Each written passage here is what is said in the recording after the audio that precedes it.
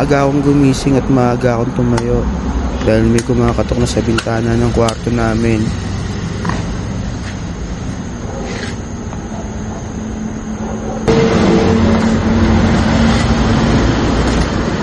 Kaya binuksan ko na rin yung ilaw para makita ko kung sino ang naunang dumating. Ayun, si Mother pala. Gantay. Naunang na siyang pumasok.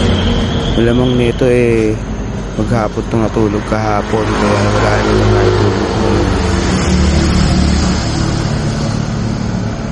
Pinagbuksan ko na siya muna ng gate.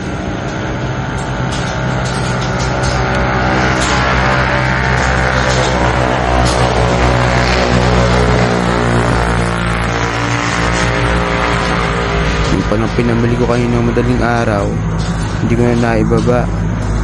Kaya pababa ko na kanina sa plastic. Saka ibababa ko na rin yung binili ko.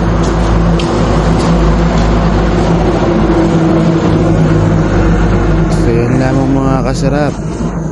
Magandang umaga sa ating lahat.